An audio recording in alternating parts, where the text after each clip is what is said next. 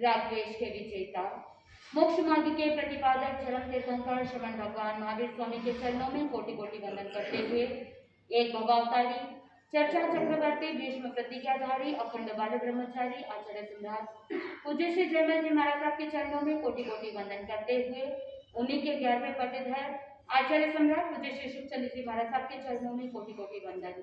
जय गच्छाधिपति व्याख्यान वाचस्पति उग्र विहारी वचन सिद्ध साधक 12वें पट्टेदार आचार्य प्रवर श्री पार्श्वचंद्र जी महाराज साहब घोर तपस्वी उपाध्याय प्रवर श्री गुणचंद्र जी महाराज साहब मेरे अनंत आस्था के आयाम मम जीवन उद्धारक परम पूज्य गुरुदेव डॉक्टर श्री पदमचंद्र जी महाराज साहब के चरणों में कोटि कोटि वंदन करते हुए सभी गुरु भगवतों के चरणों में वंदन करते। गुरुदेव से क्या से आत्मबंधु अनंत अनंत ज्ञानी सर्वज्ञ सर्वदर्शी तीर्थंकर प्रभु महावीर स्वामी जिन्होंने संसार के भव्य प्राणियों को बताया कि जन्म और मरण इन दोनों का मूल है कर्म। उत्तराध्ययन सूत्र के अंदर प्रभु ने बताया अक्का कर्ता विकर्ताया दुहानया सुहानया, आत्मा ही कर्मों का करता है और आत्मा ही कर्मों का भोगता है। जब आत्मा ही करता है आत्मा ही भोगता है तो फिर पुरुषार्थ का क्या मतलब? पुरुषार्थ क्यों करना? ज्ञानी जन ने कहा कर्म पुरुषार्थ और भाग्य। भूतकाल का पुरुषार्थ वर्तमान काल की स्थिति है और वर्तमान काल का पुरुषार्थ भविष्य का भाग्य है। आत्मबंधु तीनों का एक दूसरे के साथ समन्वय। और ज्ञानी जन कहते हैं कि हर एक साधक के जीवन में दो प्रकार के भाग्य होते हैं। कितने? दो। एक होता है सौभाग्य और दूसरा होता है दुर्भाग्य। सौभाग्य जो होता है वो शुभ है और जो दुर्भाग्य होता है वो अशुभ। आत्मबंधु सौभाग्य होना या दुर्भाग्य होना ये किसके ऊपर निर्भर करता है? हमारे स्वयं के ऊपर निर्भर करता है कि हम किस तरह के कर्म करते हैं, उसके अनुसार हमारे जीवन में सौभाग्य या दुर्भाग्य आ जाता है। लेकिन आचार्य भगवंतों ने 4 प्रकार के भाग्य बताए हैं। सबसे पहला भाग्य है ज्ञानात्मक भाग्य। आत्मबंधु कुछ लोग ऐसे होते हैं जो अपने बौद्धिक क्षमता कम होती है, बराबर सुनने पर समझ में नहीं आता है। बहुत से ऐसे लोग होते हैं जिनका ब्रेन डेवलप नहीं हुआ रहता है, मेंटली रिटार्डेड होते हैं, फिजिकली हैंडीकैप्ड रहते हैं, नर्वस सिस्टम काम नहीं करता है। और बहुत से ऐसे लोग होते हैं जिनको 1 बार 2 बार 4 बार भोगने के बाद, बार बार याद करने के बाद कहीं 1 या 2 श्लोक याद हो जाते हैं, कंठस्थ हो जाते हैं और बार बार भूल जाते हैं। आज याद किया फिर भूल गए, आज याद किया फिर भूल गए। इसे सौभाग्य कहोगे या दुर्भाग्य कहोगे? क्या कहेंगे? दुर्भाग्य। आत्मबंधु इसे कहते हैं ज्ञानात्मक दुर्भाग्य, यानी जहां पर व्यक्ति अपने ज्ञान की बल को नहीं समझ पाता है। इस तरह का दुर्भाग्य कैसे उदय में आता है? इस प्रकार का दुर्भाग्य बंधता कैसे है? ज्ञानी जन कहते हैं कि ज्ञान की आसाधना करना, ज्ञानी की आसाधना करना, ज्ञान को छुपाना, ज्ञान के नाम को छुपाना। जैसे अगर प्रतिक्रमण किसी को कंठस्थ आता है तो अगर आपने कह दिया कि मुझे प्रतिक्रमण आता है तो मन के अंदर विचार आता है कि अगर मैंने कह दिया कि मुझे प्रतिक्रमण आता है तो कराना पड़ेगा, इसलिए नकार दिया कि नहीं आता है। क्या हो गया? दुर्भाग्य।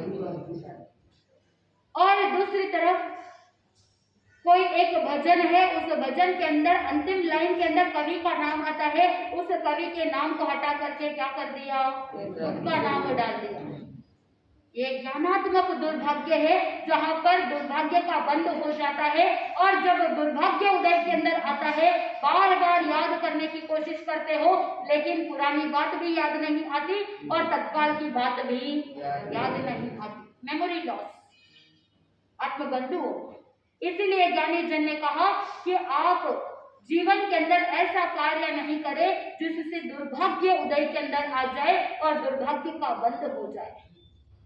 कुछ ऐसे पुण्यशाली जीव होते हैं जिन्होंने एक बार सुना, एक बार पढ़ा, एक बार लिखा, याद हो जाता है।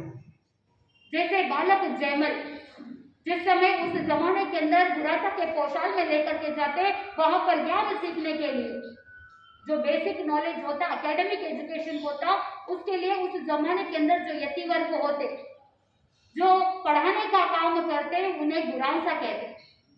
वहां पर पढ़ने के लिए जब बालक जयमल को भेजा तो जैसे ही पढ़ाना चालू किया तो वो सारी वर्णमाला आदि अपने आप बोल दिया। गुरासा ने पूछा कि भाई तुमने कहाँ से सीखा, कहाँ से आता है? उस समय उन्होंने कहा कि घर के अंदर भाई रिडमल बोलते थे और मैंने सिर्फ सुना और मुझे क्या हो गया, याद हो गया। बुद्धि इतनी तेज, उनकी मेमोरी इतनी शार्प थी कि जहां पर बहुत से ऐसे साधक होते हैं जो पहले कभी नहीं सुना, पहले कभी ऐसा पढ़ा नहीं, कभी ऐसा सीखा नहीं, लेकिन अकस्मात रूप से कहीं कोई ऐसी परिस्थिति घड़ी हो जाए तो उस समय तत्काल उसका निवारण कर देते। उसे आगम के अंदर कहा औत्सात्विकी बुद्धि, यानी अपने आप क्या होती है, अंदर से उत्पन्न होती है। ऐसी बुद्धि अभय कुमार की भी बताई जाती है।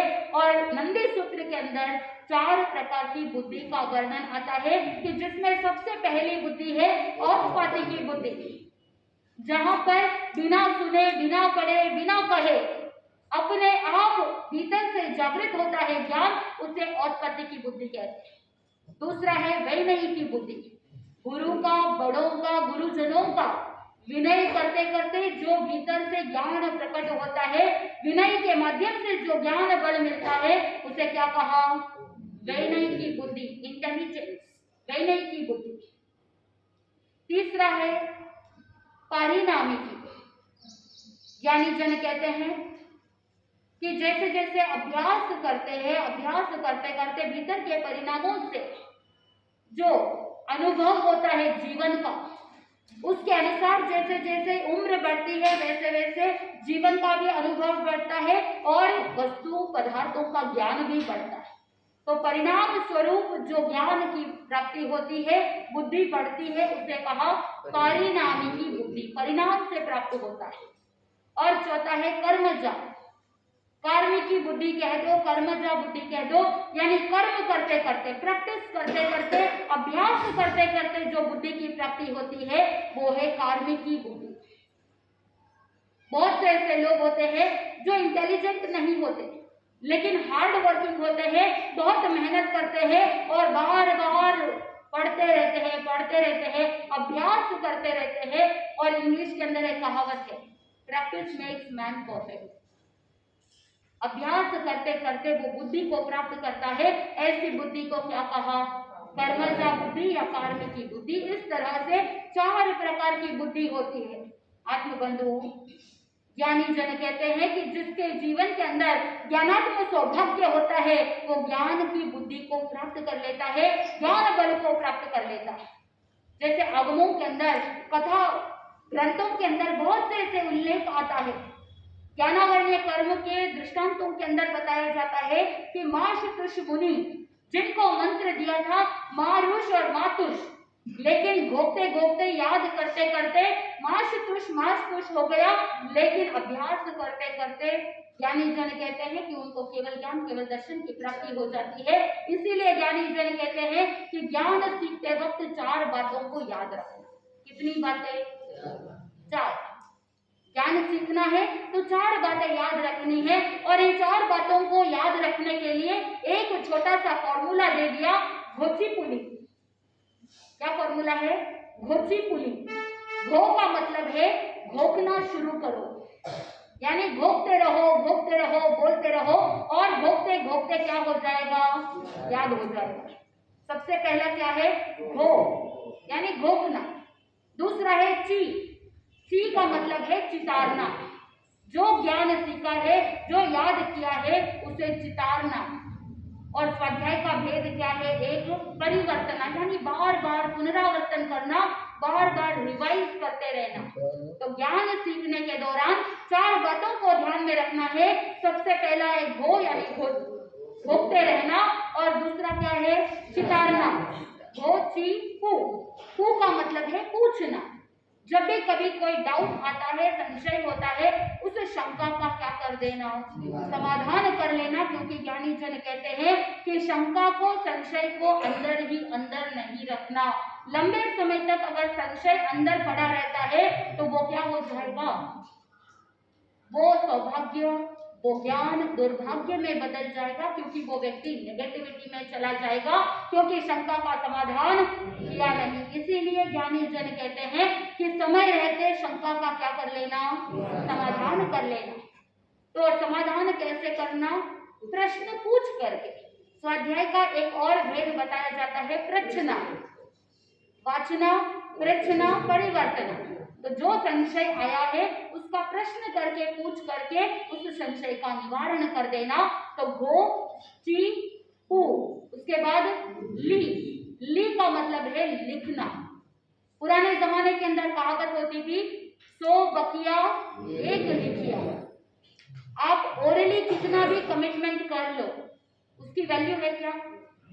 मुंह से जो मुंह जबानी बोली हुई है उसका कोई प्रूफ नहीं है, आगे चल करके वो व्यक्ति नट भी सकता है। लेकिन अगर आपका कोई डॉक्यूमेंट है जो साइन किया हुआ है, जो लिखा हुआ है, वो रिटन डॉक्यूमेंट कितना वैल्यूएबल होगा, कितना मूल्यवान होगा। तो इसीलिए ज्ञानी जन कहते हैं कि जो लिखा जाता है उससे ज्ञान बहुत ज्यादा वृद्धि होती है। और आज का विज्ञान भी साक्षी है, आजकल के साइंटिस्ट भी कहते हैं कि आप जब लिखते हो तो जिस तरह से आप पेन पकड़ते हो, यहाँ की जो नर्व्स है, यहाँ का संबंध, जो नसें हैं, उसका सीधा संबंध ब्रेन से है। तो ब्रेन के मेमोरी सेल्स को जागृत करने का काम करती है। और जिस समय आपने पेन पकड़ा है और आप इस तरह से इस पोजीशन में लिख रहे हो तो आपके मेमोरी सेल्स एक्टिव होते जाएंगे और आप जो लिख रहे हो उसे आपकी आंखें देख रही है। और जब आप लिखते हो तो आपके माइंड में वो बात होनी भी चाहिए। जब माइंड के अंदर वो बात रहती है तभी आप क्या कर सकते हो, लिख पाते हो। तो एक बार लिख रहे हैं, आंखों से देख रहे हैं, कान से सुन रहे हैं और साथ में माइंड के अंदर भी वो बात अंकित है। इस तरह से सारे सेंस ऑर्गन्स को यूज करके हम क्या कर रहे हैं, लिख रहे हैं। तो आप एक बार बोलते हो लेकिन 100 बार 10 बार बोल रहे हो, इससे अच्छा एक बार जब आप लिखते हो तो सारी इंद्रियां क्या हो जाती है, सशक्त हो जाती है। तो मेमोरी और ज्यादा तेज हो जाती है। पुराने जमाने के अंदर, पुराना जमाना नहीं, कुछ 20-30 साल पहले की बात ही है कि जब स्कूल के अंदर स्टूडेंट्स क्या करते थे, नोट्स लिखते थे।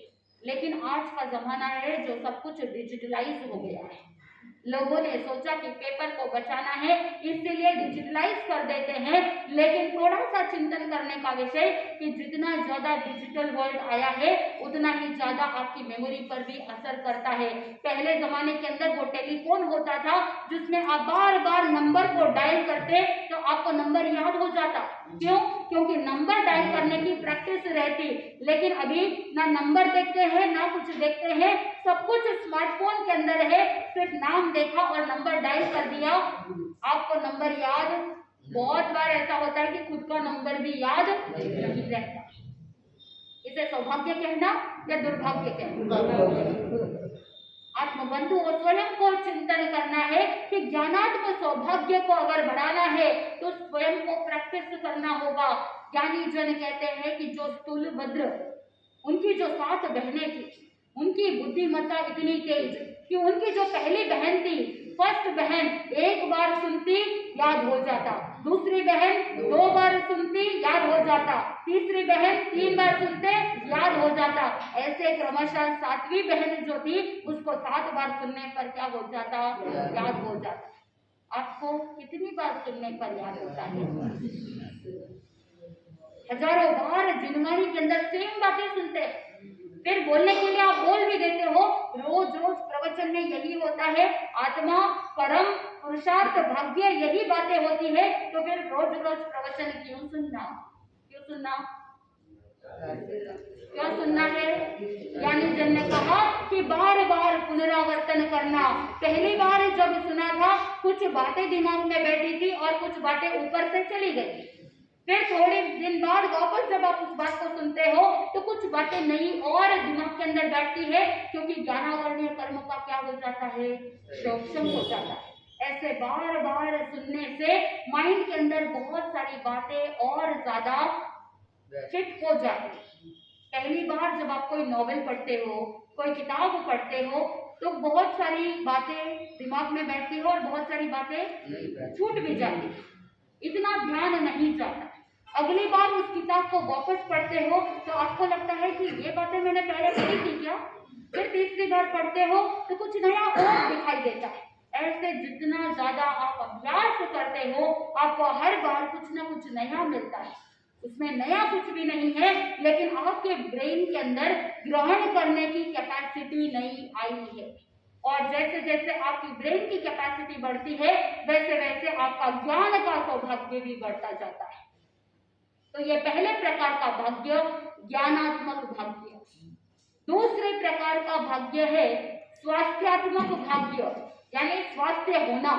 बहुत से ऐसे लोग होते हैं जिनका शरीर हमेशा बीमार रहता है, रोगग्रस्त होता है, शरीर में वेदना होती है, और वो व्यक्ति मृगालोड़ा के जैसे, दुख विपाक सूत्र के अंदर मृगालोड़ा का वर्णन आता है, जिसके भयंकर असाता वेदनीय कर्म का उदय है, और इतनी भयंकर वेदना है, दुख है, कि वहां पर दुख पूर्वक ही अपने जीवन को पूर्ण करता है।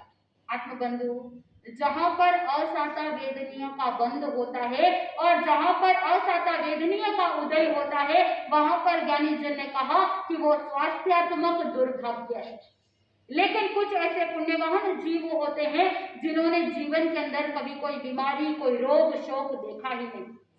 उदाहरण के लिए मरुदेवी माता, जिनका स्वास्थ्यात्मक सौभाग्य था कि जिन्होंने अपने शरीर में भी कभी कोई रोग नहीं देखा और पीढ़ी दर पीढ़ी कभी कोई शोक के समाचार भी नहीं सुने, ऐसा सौभाग्य। तो बहुत ऐसे पुण्यवान जीव होते हैं जो साता वेदनीय कर्म का उपार्जन करते हैं, साता वेदनीय कर्म का बंद करते हैं। अगर दूसरों को साता उपजाते हैं तभी भीतर से सौभाग्य प्रकट होता है। बाहुबली और भरत चक्रवर्ती, वैसे तो दोनों भाई थे, लेकिन दोनों के बीच में जब युद्ध हुआ था उस समय वैसे सबसे ज्यादा बल किसके अंदर होना चाहिए, चक्रवर्ती में होना चाहिए, लेकिन बाहुबली के अंदर इतना बल था। क्यों था? क्योंकि पूर्व भाव के अंदर उन्होंने 500 मुनियों को उनकी सेवा करके उसके बाद ही अन्न जल को ग्रहण करते। इतनी उत्कृष्ट सेवा की भावना, दूसरे मुनियों को साता उपजाने की भावना थी, इसलिए उनके शरीर की क्षमता क्या थी, सबसे ज्यादा थी। और शारीरिक क्षमता कैसे बढ़ी कि उनका स्वास्थ्यात्मक सौभाग्य बढ़ गया। तो ये दूसरे प्रकार का भाग्य स्वास्थ्यात्मक भाग्य। आप स्वयं अपने आप को एनालाइज कीजिए कि आपके जीवन में कौन सा सौभाग्य है और कौन सा दुर्भाग्य है। स्वयं को निर्णय करना है, हम किसी को कुछ नहीं कहते। तीसरे प्रकार का भाग्य है सम्मान परक भाग्य, यानी कुछ ऐसे लोग होते हैं जिनको देखते ही हर एक व्यक्ति रेस्पेक्ट करता है, आदर सत्कार सम्मान देते हैं। वो कौन सा सौभाग्य है? सम्मान परक सौभाग्य है। और जब वो बोलते हैं तो ऐसी मन में भावना आती है कि ये और बोलते रहे और बोलते रहे, ये क्या है? सौभाग्य है। लेकिन कुछ ऐसे लोग होते हैं जो अहंकारी होते हैं और दूसरों का अपमान करते हैं, डिसरेस्पेक्ट करते हैं, और उन्होंने क्या कर दिया? अपने लिए दुर्भाग्य बंध लिया। और जब दुर्भाग्य उदय के अंदर आता है तो हर जगह से अपमान को सहन करना पड़ता है। तो ये तीसरे प्रकार का भाग्य है सम्मान परक भाग्य। और चौथे प्रकार का भाग्य है भावनात्मक भाग्य। आत्मबंधु, कुछ ऐसे जीव होते हैं जो हमेशा कसाई होते हैं, बहुत ज्यादा कसाई, चिड़चिड़ करते रहते हैं, चिल्लाते रहते हैं और लड़ाई झगड़े करते रहते हैं। वासनाएं इतनी अधिक होती है, इसे कहा भावनात्मक दुर्भाग्य। लेकिन कुछ ऐसे विरले जीव होते हैं जो सदैव हमेशा शांत रहते हैं। आत्मबंधु, जिनके अंदर वासनाएं अधिक नहीं होती, वासनाएं भी क्या होती है? शांत रहती, उसे कहा भावनात्मक सौभाग्य। आत्मबंधु, भावना अगर पवित्र होती है, विचार अगर पॉजिटिव रहते हैं, तो हम किसको निमंत्रण देते हैं? सौभाग्य को निमंत्रण देते हैं। ज्ञानी जन कहते हैं कि हर एक व्यक्ति के द्वार पर सौभाग्य दस्तक देती है, लेकिन अज्ञानी व्यक्ति उसे धक्का मार करके क्या कर देते हैं? बाहर निकाल देते हैं और दुर्भाग्य को निमंत्रण दे देते हैं। और जो ज्ञानी व्यक्ति होता है वो सौभाग्य को अंगीकार करते हैं। और आत्मबंधुओं, अगमकार कहते हैं कि ये सौभाग्य और दुर्भाग्य व्यक्ति अपने आचरण से, अपने भावनाओं से एक दूसरे को अदला बदली कर सकते हैं। एक होता है सद्गुण और दूसरा होता है दुर्गुण। सद्गुण जीवन में सौभाग्य लाता है और दुर्गुण अंदर रहे हुए सौभाग्य को समाप्त कर देता है। आचरण पक्ष शुद्ध होना चाहिए। एक बार दो भाई ज्योतिषी के पास जाते हैं और ज्योतिषी के पास जाकर के अपना भाग्य पूछते हैं। तो उस समय पहले वाले को ज्योतिषी कहते हैं तुम बहुत भाग्यशाली हो, आगे चल करके तुम बहुत बड़े राजा बनोगे। और दूसरे व्यक्ति को, दूसरे भाई को कहा ज्योतिषी ने कि तुम इतने भाग्यशाली नहीं हो, तुम एक साधारण सी जिंदगी जियोगे। दोनों का भाग्य बता दिया, लेकिन जो पहले वाला भाई था जिसको कहा था कि तुम राजा बनोगे, उसने सोचा कि मुझे मेहनत करने की क्या जरूरत है, मैं तो आगे चल करके क्या बनने वाला हूँ, राजा बनने वाला हूँ। तो वो अपने भाग्य के ऊपर बैठा रहा और बैठा का बैठा ही रह गया, आगे नहीं बढ़ पाया। लेकिन जो दूसरा व्यक्ति था, दूसरा भाई था, उसने सोचा कि मैं अपने पुरुषार्थ से जो मेरी ऑर्डिनरी जिंदगी है, जो साधारण सा जीवन है, उसे मुझे क्या करना है, एक्स्ट्रा ऑर्डिनरी बनाना है। तो उसने बहुत मेहनत की, पुरुषार्थ किया और ज्ञानार्जन किया, अपनी बुद्धि को और आगे बढ़ाया और आगे बढ़ाते बढ़ाते उसके अंदर इतना पराक्रम हुआ कि आगे चलकर के भविष्य में जिसके लिए कहा था कि तुम साधारण सी जिंदगी जियोगे, वो आगे चल करके राजा बना। और जो राजा बनने वाला था वो क्या बन गया? साधारण व्यक्ति बन गया। इसीलिए ज्ञानी जन कहते हैं सौभाग्य प्राप्त करना या दुर्भाग्य को निमंत्रण देना ये स्वयं के ऊपर निर्भर करता है। अगर आप अच्छा पुरुषार्थ करोगे तो दुर्भाग्य भी किसमें बदल जाएगा? सौभाग्य में बदल जाएगा। और सौभाग्य बदला भी तो कहाँ बदला? भगवान महावीर स्वामी संयम अंगीकार कर चुके थे। संयम अंगीकार करने के पश्चात अब लोगों का सौभाग्य बढ़ सकता है, क्योंकि भगवान महावीर स्वामी को क्या करना था? बेले की तपस्या की। और बेले की तपस्या के बाद, भिक्षा लेने के बाद पहली भिक्षाचर्या दिन का तीसरा प्रहर कुरमार ग्राम से विहार कर चुके थे प्रातःकाल और कोल्लाद सन्निवेश में पहुंच चुके। अब वहां पर भिक्षाचर्या के लिए निकले हैं, सौभाग्य दस्तक दे रही है। अब किसका सौभाग्य खुलेगा? वहां पर उस कोल्लाद सन्निवेश में बहुल नाम का ब्राह्मण था और कहते हैं कि बहुल ब्राह्मण ने बहुत उत्कृष्ट भावना से और पवित्र भावना के साथ उसके घर में घी और शक्कर से मिश्रित परम अन्न कहते हैं जिसे, यानी खीर का पालना करवाया और खीर का दान करते हुए उसने प्रभु महावीर स्वामी के बेले तक का क्या करवाया? पालना करवाया। बहुल ब्राह्मण के तो सौभाग्य खुल गए और इतना सौभाग्य प्राप्त हुआ कि वहां पर कोल्लाद सन्निवेश में दीक्षा लेने का ये दूसरा दिन, कि जहां पर बेले तक की खीर से परमान्न से पालना करवाया गया।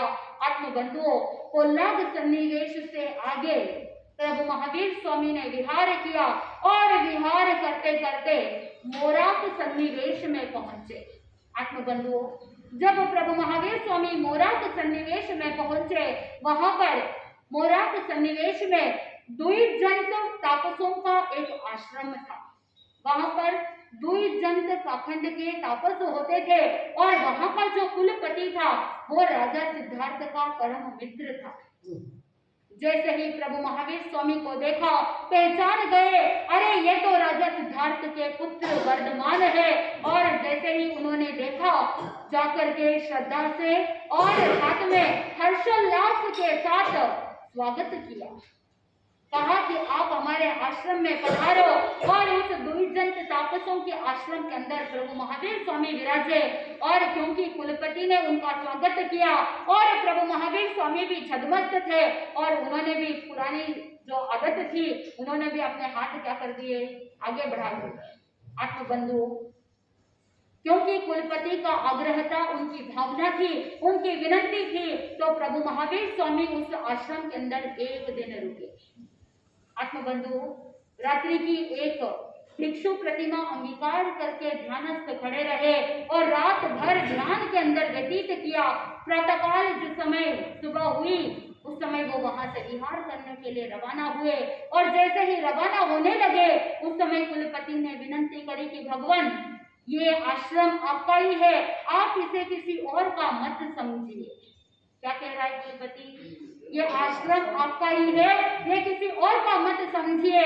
और आप यहाँ पर एकांत कुटिया के अंदर, शांत स्थान के अंदर क्या कर सकते हैं, यहाँ पर आप स्थिर रह सकते हैं। यहाँ पर सारी सुविधा है, आप अपनी ध्यान साधना यहाँ पर रह करके आप कर सकते हैं। और अगर आपकी भावना हो तो आपका जो प्रथम वर्षावास है वो आप हमारे इस आश्रम में कर लीजिए।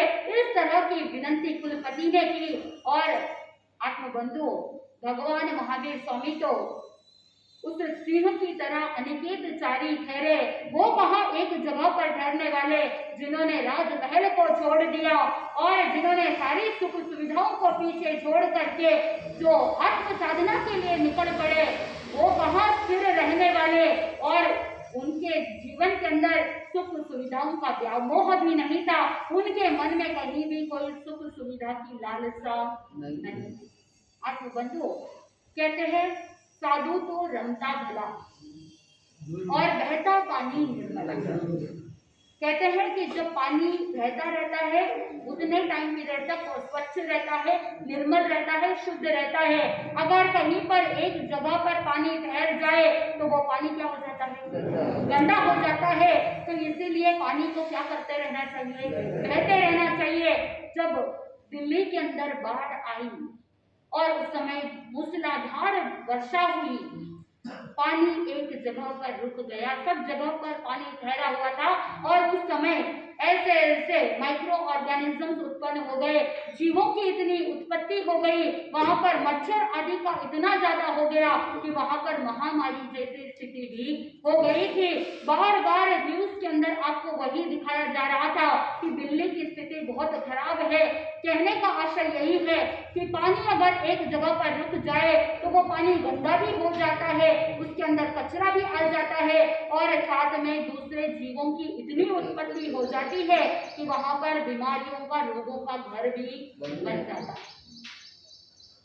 ठीक उसी प्रकार साधु भी अगर एक जगह पर ठहर जाए तो उस स्थान के प्रति, उस स्थान के लोगों के प्रति ममत्व की भावना जागृत हो सकती है, अटैचमेंट जुड़ सकता है। इसीलिए भगवान ने विधि बताई कि अगर चतुर्मास है तो वर्षावास का 4 महीना एक जगह पर रुकना है, उसके बाद क्या कर जाना, विहार कर लेना। और विहार करने के बाद अगले 2 वर्ष के लिए उस स्थान पर वापस चतुर्मास नहीं करना। ये सारी विधि विधान बताया है। क्यों? क्योंकि अटैचमेंट नहीं होना चाहिए। तो प्रभु महावीर स्वामी ने जब साधक के लिए इतनी सारी बातें बताई तो वो कहाँ एक जगह पर ठहरने वाले, उन्होंने वहां से विहार किया। और विहार करते हुए नजदीक के अंदर जितने भी समीप में स्थान थे, छोटे मोटे स्थानों में विहार करते करते उन्होंने मन के अंदर चिंतन किया कि कुलपति का स्नेह भी है और आग्रह भी है। इसलिए उन्होंने विचार किया कि मेरे प्रथम वर्षावास मुझे क्या करना है, उस द्विजंत आश्रम में करना है। जब चतुर्मास का समय निकट आया तो उस समय प्रभु महावीर स्वामी पुनः उस आश्रम के अंदर पधारे। और जैसे ही उस आश्रम में आए तो कुलपति ने उन्हें एकांत स्थान, एक कुटिया दे दी, जिस कुटिया के ऊपर घास से पूरा कवर किया गया था। झोपड़ी दे दी, कुटिया दे दी। वहां पर प्रभु महावीर स्वामी प्रतिमा को अंगीकार करके ध्यानस्थ खड़े हैं। लेकिन उस मोरात सन्निवेश में और आसपास के गांव में बारिश हुई नहीं थी, सूखा पड़ा था। वहां पर छोटी छोटी छुटपुट बूंदें आ रही थी, हल्की सी बारिश हो रही थी, धरती की गर्मी भी खत्म हुई नहीं और नई घास भी अंकुरित नहीं हुई थी। वहां पर पशु भूख प्यास से मरने वाले थे, वहां पर घास नहीं है तो खाने के लिए इधर उधर भटकते। अब प्रभु महावीर स्वामी तो प्राणी मात्र के प्रति मैत्री की भावना रखने वाले उस तापस की कुटिया में ध्यानस्थ खड़े हैं और जो झोपड़ी के ऊपर जो घास कवर किया हुआ था वो गायें क्या करती, उन घास फूस को ही खाने लग जाती। तो बाकी जो दूसरे तापस थे वो सारे तापस उन्हें भगाने में ही रहते और ऐसा करते करते हैरान हो गए, परेशान हो गए। आखिर में उन सभी तापसों ने अपने हाथ में क्या उठा लिया, डंडा उठा लिया। जब भी कोई गाय या कोई पशु घास फूस खाने के लिए आ जाती तो डंडे से क्या करते, भगा देते। इधर वो सारे तापस देखते हैं कि भगवान महावीर स्वामी जिस कुटिया में है, प्रभु तो ध्यानस्थ खड़े हैं, उनको ना झोपड़ी की चिंता है और ना ही उनके शरीर की चिंता है। कहते हैं कि जब दीक्षा महोत्सव हुआ उस समय प्रभु महावीर स्वामी के शरीर के ऊपर गोशीर्ष चंदन का लेप लगाया था और उसी चंदन की सुगंध से रात्रि के समय में उनके शरीर के ऊपर न जाने कितने कीट पतंग मच्छर डांस आदि इतने डंक मारते हैं, लेकिन उन्होंने अपने शरीर पर कभी ध्यान नहीं दिया, क्योंकि दीक्षा लेने के तुरंत बाद उन्होंने प्रतिज्ञा ग्रहण की थी कि 12.5 वर्ष तक मैं अपने शरीर के प्रति कोई भी ममत्व का भाव नहीं रखूंगा। वो अपनी प्रतिज्ञा में अड़िग रहे। इधर दूसरे तापस ने देखा कि भगवान महावीर स्वामी की कुटिया को कौन खा रहा है, गायें खा रही है, पशु खा रहे हैं और मन के अंदर तरह तरह के विचार आने लगे। अब वो तापसों के मन के अंदर क्या विचार आए, किस तरह से वो तापस आकर के कुलपति को कंप्लेंट करते हैं और भगवान महावीर स्वामी को वो किस तरह से कुलपति उपालंब देते हैं। और भगवान महावीर स्वामी जब चातुर्मास शुरू हो गया, 15 दिन व्यतीत होने के बाद क्यों उनको विहार करना पड़ा और उन्होंने मन के अंदर चिंतन किया कि मेरी समाधि के लिए दूसरों के मन में असमाधि हो, ये मेरे लिए उचित नहीं है। ऐसा सोच करके उन्हें क्यों विहार करना पड़ा और विहार करके क्यों वहां पर आगे बढ़े और अस्तिक ग्राम के अंदर गए तो वहां पर उन्होंने कैसे उस शूलपाणी यक्ष के मंदिर में चतुर्मास किया और शूलपाणी यक्ष बना तो क्यों बना और वो क्या ऐसे कर्म हुए जिसके कारण से उसे यंत्र जाति का देव बनना पड़ा।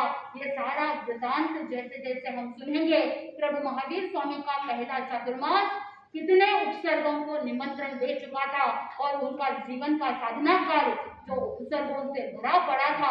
तो जैसे जैसे हम सुनेंगे हमारे जीवन के अंदर भी बोध की प्राप्ति होगी।